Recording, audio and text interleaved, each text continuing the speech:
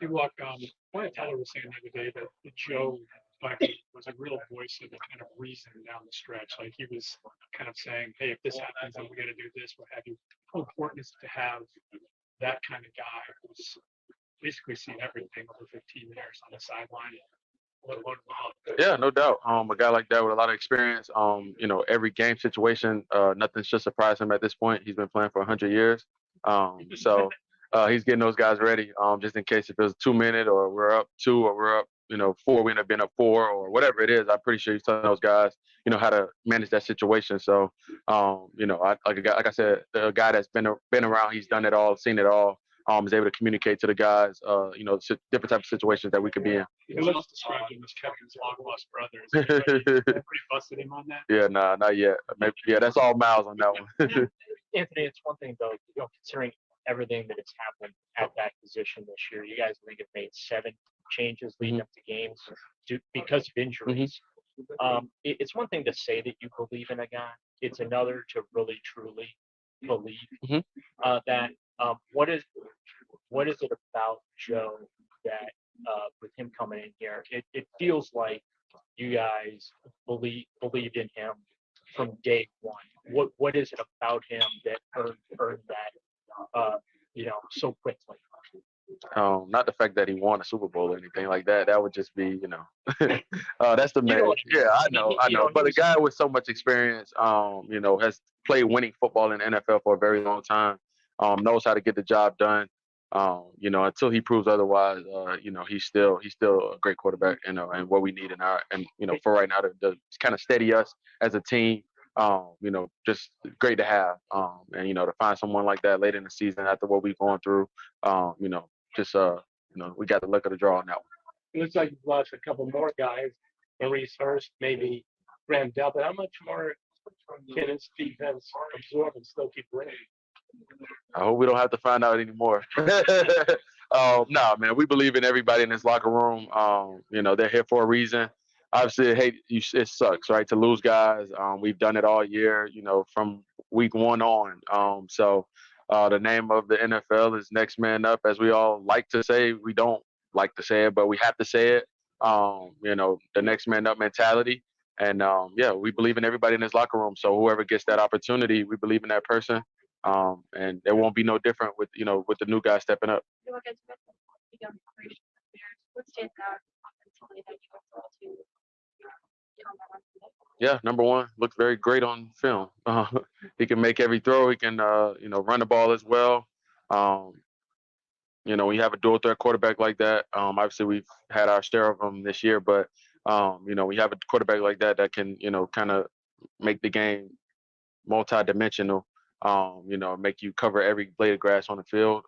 Is very, very special and very unique. So, we got to obviously be fundamentally sound in everything that we do, and dictate the game and not let them dictate the game. Is that more of a mental approach when you are facing a dual threat quarterback because of the way they can run and pass the ball? Yeah, for sure. It makes you have to layer the coverage a little bit, and you have to rush and cover has to be, on point. We say that every week, but when you play a dual threat quarterback, it has to be almost, perfect to get the job done. Do you feel like you guys struggled against some of those guys this year, and even guys can do the zone beat stuff? And what do you need to fix in that? Yeah, I think we could be better, and pretty much every part of the game, rush coverage, blitz, whatever. I think we honed in on our fundamentals and technique against the zone read and all that stuff. So we just got to go out and execute. It's just all 11 of us, one ball carrier, and we got to get the guy down and play well on third down, play well in the red zone. And, like I said, just our same goals every week. It seems things got better after the Minshew game. Was there more emphasis or more awareness of it after that? I say so. Yeah. Mm-hmm. Grant might end up having to miss the final 4 games of the season with this groin injury. How well was Grant playing? And then also, were you happy to see that he was able to get his extension and achieve some of those goals? Yeah, I was about to say that's how well he was playing. He got an extension. But yeah, Pro Bowl caliber year from him. Put the work in all off season. Really stepped into his own this year, and he'll be fine when he gets back. Getting back into that role, and Obviously it sucks to lose, like I said, any guy on our team, but you lose a guy like Grant Delpit, really excelling in run defense and coverage and everything like that, blitzing as well. Hate that for him, but for our team, we got other guys that have to step up. Um, guys that can step up, that's proven that they can do that. And we gotta have each other's back. And then if he is able to get back, we obviously welcome him with open arms. And but we can't worry about the playoffs right now. We got to worry about this week. And this is the biggest game of our lives. Greg kind of echoed your sentiments about players on your side of the ball stepping up Mhm. when called upon. What is it about it? And he said that you guys don't change anything, just guys who stepped in and just kind of picked up where others have left off.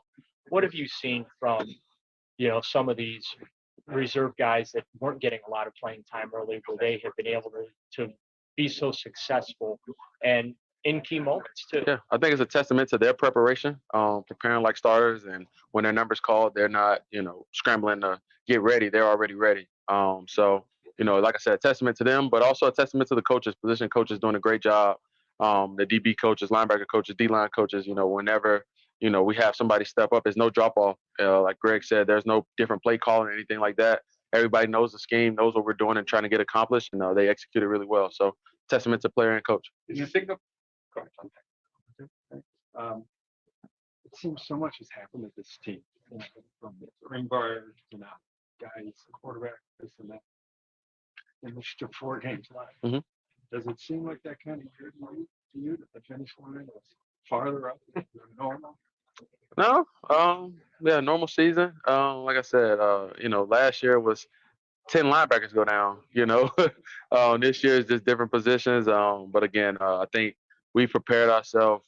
I believe a lot better than we have probably in the past. Of guys going down and not really being executed, not executing at the same tempo and everything like that. I think we've gotten a lot better at that.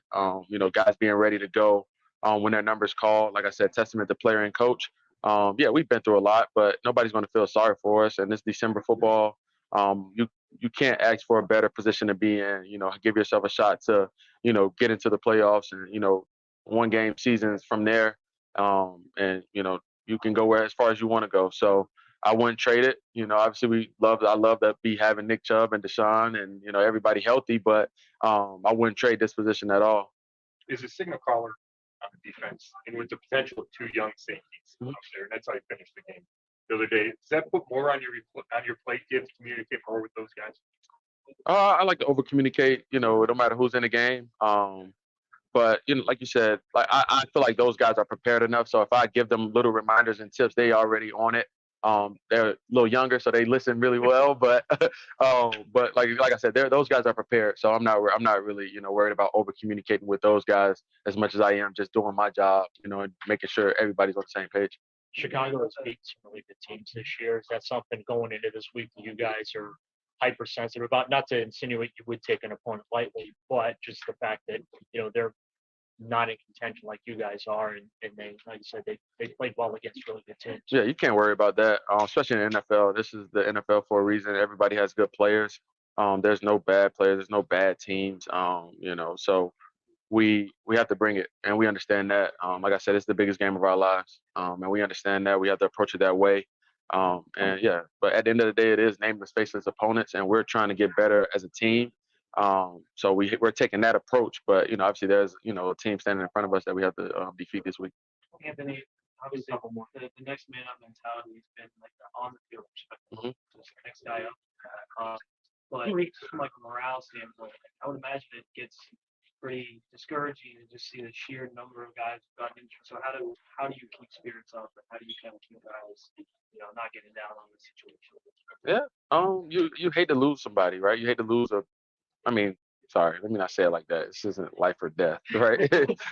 You hate to, not go out there with your brothers that you've grinded with all season and all off season and stuff like that. But again, we've had guys in here in this locker room that's been with us the whole time as well, that's been waiting for their opportunity. And it just happens like that sometimes. You never know when your number's going to be called. So all you got to do is, stay ready. And, when your number is called, you go out there and you're prepared and you go out there and execute, and you want to help contribute. So it gives the opportunity for that. But obviously, like I said, it's just it sucks not having, you know, those guys out there. But no, like I said, nobody's going to feel sorry for us, so we can't feel sorry for ourselves. I know you got that fumble the other day, but are you saving the interception for like the playoff clincher? I guess so. I guess so. I hope that's the case. Did you think you had like the pick six there at the end? Yeah, I mean, he threw a bad ball. If the ball would have been perfect, I would have caught it. If I wouldn't have tipped it, MJ would have caught it because it was so bad. But you know, I think he knew that, so he threw it away, kind of. But yeah, hopefully, I'm saving it for the playoffs. You spending any extra time on the jugs gun because you've had some Yeah, opportunities. I've had this some year. opportunities, yeah, and I have been doing extra. So You play Walt. get out of here, Rod. You could catch and be a receiver, right? Yeah, I did play receiver, so yeah, I don't know. It hasn't been my year right now, so we'll get it done when we need to. All right, now Dave got a couple drops on the year too now. So I'll make sure we both on there. Oh, good. Appreciate y'all.